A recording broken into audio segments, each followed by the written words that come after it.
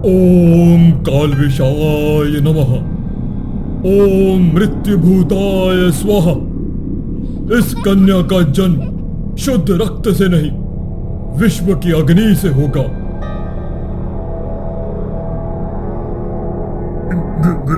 गुरुवर, क्या ये सही है? इतनी मासूम बच्ची और उस पर ये प्रयोग? मासूम नहीं, ये काल का उपकरण है। ये कन्या नहीं, काल का शस्त्र है। राजाओं की मृत्यु इसके अधरों से निकलेगी। परंतु गुरुदेव, ये बालिका इतनी नाजुक है, जहर इसे जीवित कैसे रहने देगा? जब ब्रह्मांड विश्व से पैदा हुआ, तब अमृत की खोज शुरू हुई। ये बालिका दोनों का संगम है, मृत्यु और मोक्ष का द्वार। उसे पहले विष तो अभी। हे देवी, क्षमा करना, परंतु तुम्हारी नियति यही है। वह कटोरी से नवजात के होठों पर विष की कुछ बूंदें टपकाता है। वो रो क्यों रही है? उसकी सांसें स्थिर हो गई है। वो मृत्यु की पहली परीक्षा पार कर गई। अब वो विष कन्या कहलाएगी। उसका नाम होगा चंद्रिका। क्या वो अब जीवित रहेगी? वो जीवित रहेगी, परंतु इंसान नहीं कहलाएगी। हर सांस जहर होगा, हर स्पर्श मृत्यु। जो से प्रेम करेगा वही पहले मरेगा। क्या इस कन्या का कभी मोक्ष होगा? शायद केवल प्रेम ही इसका विष हर सकता है।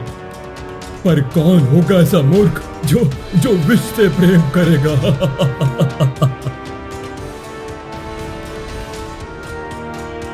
समय तय करेगा कि विष कन्या राजाओं की मृत्यु बनेगी या स्वयं की।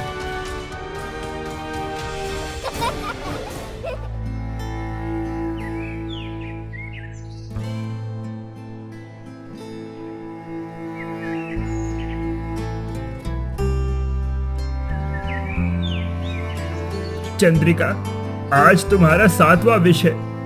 ये थोड़ा तीखा होगा, पर तुम सह लोगी। विष अब चुपता नहीं गुरुवर, अब वो जैसे मेरा ही हिस्सा है। बहुत आगे बढ़ रही हो। तुम्हारा शरीर अब जहर को पीकर अमृत बन गया है। परंतु अब समय है इसे सौंदर्य में ढालने का। एक विष कन्या सिर्फ जहर से नहीं, अपने रूप से भी मृत्यु लाती है। मैं आपकी आज्ञा का पालन करूंगी गुरुदेव। तो सुनो, अब से तुम्हारी चाल, तुम्हारी दृष्टि, तुम्हारी मुस्कान सब मृत्यु के अस्त्र होंगे। तुम्हें हर पुरुष के दिल को छूना है और फिर उसे जहर में बदल देना है।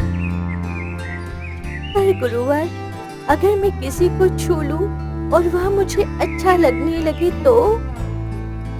विष कन्या को ना लगाव होता है और ना प्रेम होता है। तुम प्रेम नहीं कर सकती।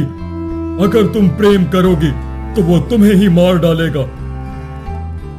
गुरुवर, ये केवल एक बच्ची है, उसके भीतर भावनाएं जाग रही हैं। हमारा कार्य है उसे भावनाओं से मुक्त करना। भावना विष की सबसे बड़ी शत्रु होती है।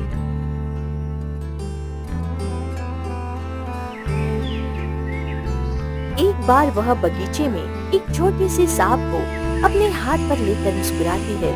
सांप मर जाता है।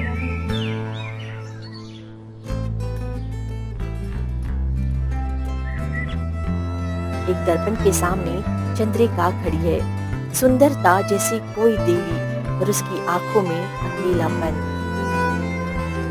तुम्हें अब सीखना है कैसे एक नजर में जीवन को खींचा जाए, कैसे एक मुस्कान में युद्ध छिपाया जाए। पर गुरुदेव, क्या कभी ये विष अमृत बन सकता है? जब आग जलती है तो राख बचती है। विष जब प्रकट होता है तो कोई ना कोई अंत तय होता है। ये कन्या उस अंत की शुरुआत है।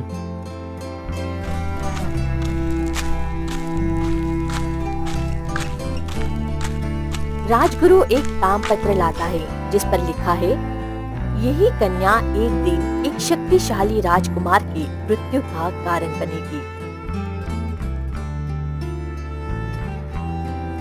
और अब समय है उसे महलों के लिए तैयार करने का। राजनीति, सौंदर्य और विष, यही है उसका भाग्य।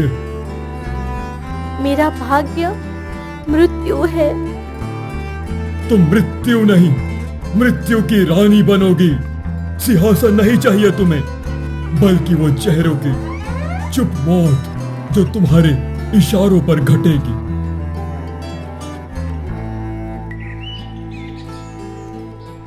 दक्षिण के सुंदर राज्य वसुंधरा का राजमहल युद्ध के बादलों के बीच राजनीतिक शांति की तलाश में एक गुप्त प्रस्ताव आता है।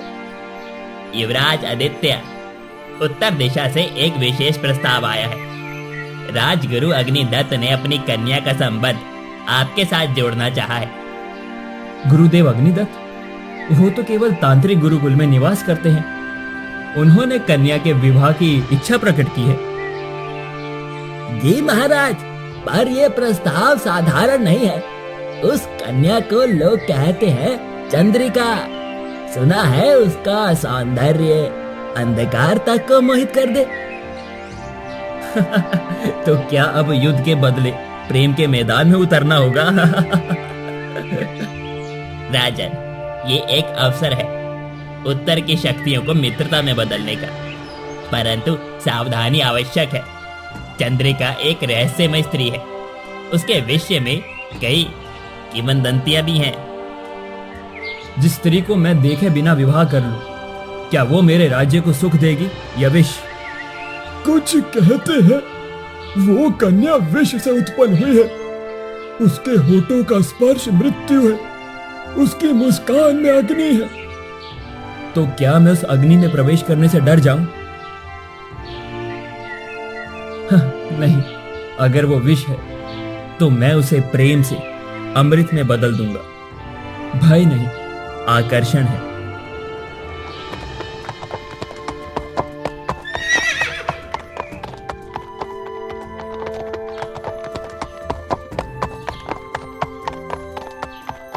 राजकुमार, सुना है जिसने उस कन्या की आंखों में देखा वो फिर किसी और को नहीं देख पाया। तो अच्छा है ना, मेरी आंखें स्थिर रहेंगी और हृदय भी।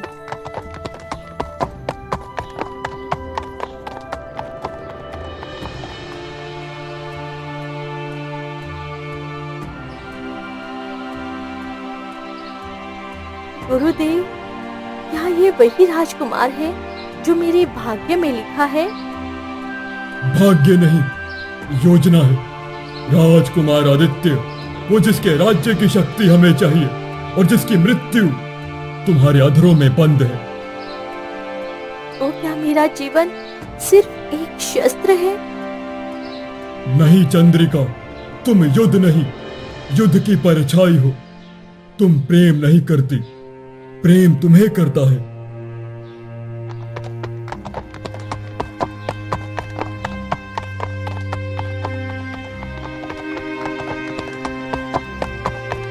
स्वागत वैसा हो जैसा एक राजा की अंतिम यात्रा का होता है, क्योंकि वो या तो हमारा हो जाएगा या मृत्यु का वरण करेगा।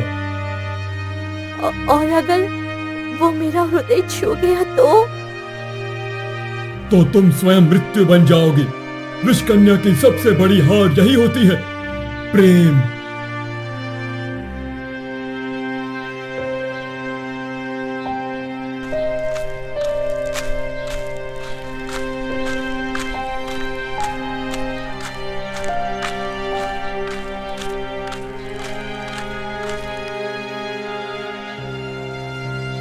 ये कौन सी दुनिया है जहां फूल भी सांसें रोक कर खिले हैं? ये वह दुनिया है जहां हर सौंदर्य में छुपा है एक अंतिम स्पर्श। स्वागत है राजकुमार। अगर ये स्वर्ग है तो तुम उसकी देवी हो, और अगर ये मृत्यु है तो मैं उसे गले लगाने के लिए तैयार हूं। मृत्यु को गले लगाने वाले बहुत कम होते हैं, पर जो उसे चूमते हैं उनका नाम इतिहास में नहीं, हवाओं में लिखा जाता है। क्या मैं तुम्हारा नाम जान सकता हूँ, या वो भी किसी विष की तरह रहस्य है? मेरा नाम चंद्रिका है, जिसका अर्थ है चांद की रोशनी, पर इस चांद के नीचे छिपा एक अंधकार। और मैं हूं आदित्य, सूर्य का पुत्र। हमारे मिलन से क्या होगा, प्रकाश या विनाश? इसका उत्तर तो भविष्य में भी नहीं जानता कोई, लेकिन जो होगा वह सामान्य नहीं होगा। राजगुरु अग्निदत्त कुछ दूरी से दृश्य देख रहे हैं। उनके होठों पर रहस्यमयी मुस्कान है। भानुसेन पास खड़े हैं। देखो, मृत्यु ने प्रेम की ओर पहला कदम बढ़ाया है। अब देखना है कौन किसे पी जाता है। चंद्रिका की आंखें बोल रही हैं गुरुदेव, वो पहली बार कांप रही हैं। तो हमें कांपती लौ को बुझाना नहीं है, हवा बनकर उसे नियंत्रित करना होगा। चंद्रिका आदित्य के और पास जाती है। उनके बीच अब केवल कुछ कदमों की दूरी है। तुम्हारी आंखों में ऐसा क्या है जो मेरी हर बात को मौन कर देता है? शायद वो सच्चाई जिसे कोई देखना ही नहीं चाहता, या वो विष जो शब्दों में नहीं बहता। मुझे सत्य चाहिए, चाहे वो तुम्हारे स्पर्श में हो या मृत्यु में हो। क्या तुम मुझे अपनी हथेली पर छूने दोगी? चंद्रिका कुछ पल चुप रहती है, फिर धीरे से हथेली आगे बढ़ाती है, कांपती हुई। पर तभी पीछे से राजगुरु की गूंजती हुई आवाज आती है। नहीं चंद्रिका, अभी नहीं। समय नहीं आया है तुम्हारे विष का खुलासा करने का। राजगुरु चौंकता है। चंद्रिका तुरंत हाथ पीछे खींच लेती है। उसकी आंखें एक अजीब पीड़ा से भर जाती है। क्या मुझे यहाँ पर किसी खेल में फंसाया जा रहा है? नहीं नहीं राजकुमार, ये खेल नहीं, मेरा जीवन है। मैं वो सत्य हूँ जिसे सामने देखकर भी झूठा माना जाता है। राजकुमार आदित्य, ये केवल पहली भेंट थी। इससे आगे भी बहुत कुछ जानना शेष है। कल एक विशेष रात्रि भोज की व्यवस्था है, जो आपकी शंका और हमारी योजना दोनों सामने होंगे। मैं उस भोज में आऊंगा, पर तब तक मैं ये तय कर लूंगा कि मैं मृत्यु से प्रेम करता हूं या किसी विष से। चंद्रिका चांदी की चौकी पर बैठी है। राजकुमार आदित्य के साथ राजगुरु अग्निदत्त, महात्मा भानुसेन भी मौजूद है। चंद्रिका, आज तुम केवल सुंदर नहीं, चौंकाने वाली लग रही हो। कभी कभी विष को भी सुंदर दिखना पड़ता है, ताकि वह अपना काम कर सके बिना पहचाने। आज का भोजन केवल शरीर नहीं, मन और आत्मा की परीक्षा है। खाइए, लेकिन सोच समझ कर खाना। राजकुमार, ध्यान रखें, ये भोज केवल स्वाद नहीं, शायद एक जाल है। कभी कभी जाल में जाना ही शिकार के स्वाभिमान की जीत होती है। सेवक विभिन्न थालियां परोसते हैं। हर थाली में कुछ अलग, कुछ विचित्र। एक थाली में काले रंग का पेय, दूसरी में नीलकमल परोसे गए पकवान। वातावरण शांत, लेकिन सांसें तेज। ये पेय नागामृत है। केवल वही पी सकता है जिसके हृदय में लोभ या भय ना हो। यदि ये नाग का अमृत है, तो देखना होगा कौन विषधर है, पेय या पान करने वाला। राजकुमार पेय पी जाता है। सभी में सन्नाटा। चंद्रिका की आंखों में घबराहट। कुछ देर बाद राजकुमार मुस्कुराता है। मुझे लगता है मैंने आज विष नहीं, तुम्हारी नजरों का रस पिया है। अगर वह रस तुम्हारे भीतर गया है, तो अब बचना असंभव है। अब मुख्य व्यंजन, नीलकंठ कौरव। एक ऐसा व्यंजन जिसे केवल एक विशेष अंग की स्पंदना पहचानती है। अगर हृदय अशांत हो, ये जीवित जला सकता है। क्या ये सब केवल एक खेल है या कोई यज्ञ चल रहा है? अगर ये यज्ञ है तो मैं बलि देने को भी तैयार हूं, सिर्फ ये जानने के लिए कि बलिदान किसे कहा जाए, प्रेम को या विष को। राजकुमार पहला कौर लेता है। चंद्रिका की सांस थम जाती है। अगले ही क्षण सब कुछ शांत। राजकुमार की आंखें बंद, कुछ पल, और फिर वह आंखें खोलता है। इस व्यंजन में प्रेम की जलन थी, विष की नहीं। तुम्हें कैसे पता? हाँ, क्योंकि मौत का स्वाद मैं पहले भी चख कर आया हूं, पर यह स्वाद पहली बार ही दिल में उतरा है। राजकुमार, आपने इस परीक्षा को पार कर लिया है। अब एक अंतिम निर्णय शेष है। क्या आप उस स्त्री को स्वीकार कर सकते हैं जिसकी सांसों में जहर है, जो स्पर्श करे तो मृत्यु पास आए? तो क्या ये निर्णायक है? राजकुमार विषकन्या को राजमहल की रानी बनाना चाहते हैं। हाँ, अगर उसका हृदय साफ है तो मैं विष से भी जीवन चुन सकता हूं, क्योंकि ये केवल चंद्रिका नहीं, मेरे भविष्य की सच्चाई है। राजकुमार, आपने वो कह दिया जो मैंने अपने जीवन में कभी नहीं सुना। अब चाहे ये क्षण अंतिम हो या शुरुआत, मैं आपका साथ चाहती हूँ, हर कीमत पर।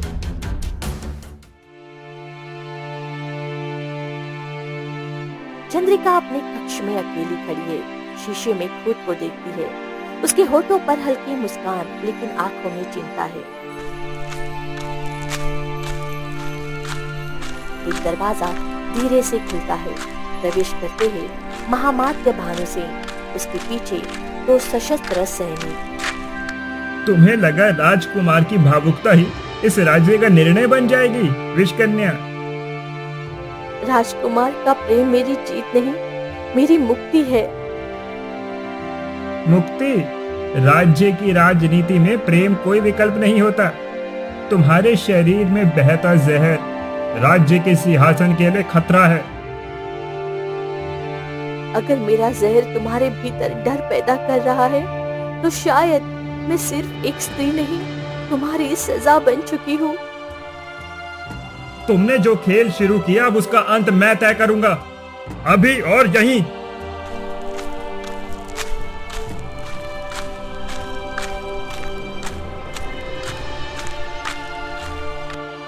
पीछे हटो।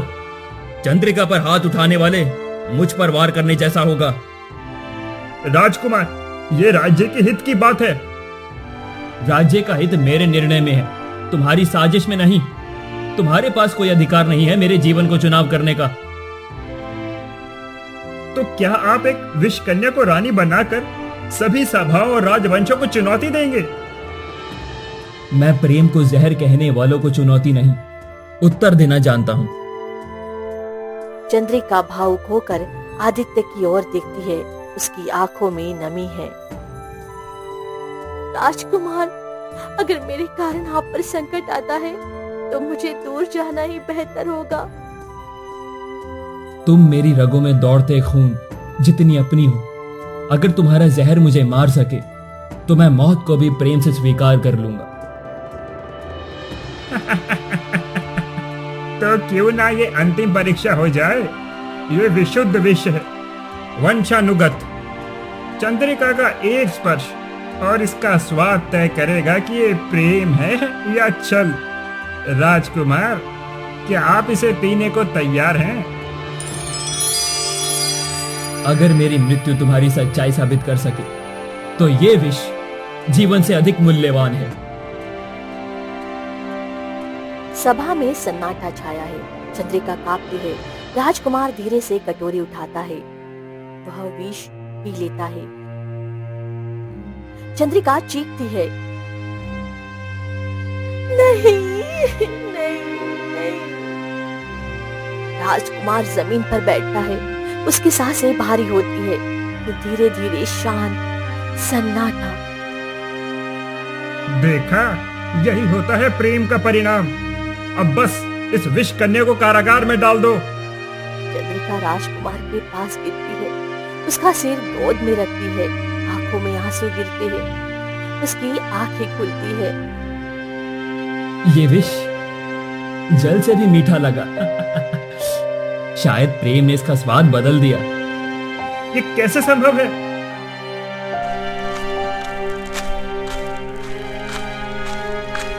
क्योंकि प्रेम की शक्ति विष को भी अमृत बना सकती है।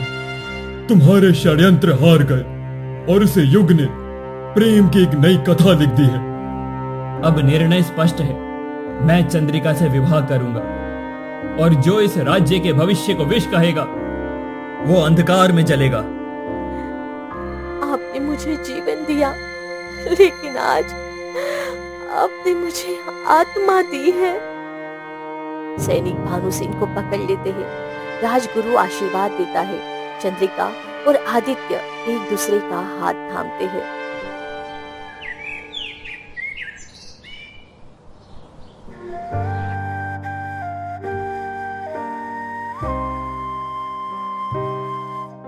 आज ये यज्ञ केवल एक विवाह नहीं, बल्कि नए युग के आरंभ का संकल्प है, जहां प्रेम विष को भी अमृत बना सकेगा।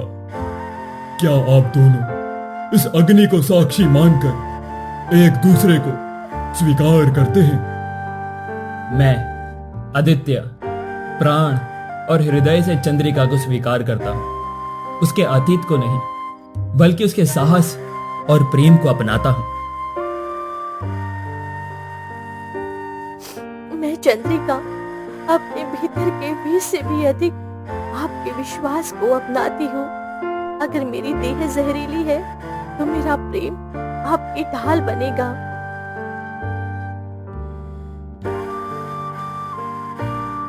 इतिहास में पहली बार एक विष कन्या रानी बनने जा रही है और शायद यही राज्य का भाग्य विधान है, जहां भय को प्रेम ने परास्त कर दिया। जो प्रेम को विष समझ बैठे, उन्हें इसी अग्नि में अपने अभिमान को भस्म करना होता है। आज मैं घोषणा करता हूं, चंद्रिका अब केवल मेरी पत्नी नहीं, बल्कि इस राज्य की महारानी होंगी। जो भी उसे उसकी जाति, अतीत या शक्ति से परखने का प्रयास करेगा, वो राज्य के नियमों का उल्लंघन करेगा। जिसने मुझे विष से प्रेम तक की यात्रा दी, वो नायक नहीं, मेरा पुनर्जन्म है। और तुम जो विष में भी जीवन बो सकती हो, मेरे राज्य की आत्मा बनोगी। ये यज्ञ केवल एक युग का अंत नहीं, बल्कि प्रेम के राज्य का प्रारंभ है, जहां विष कन्या नहीं, प्रेम कन्या राज करेगी।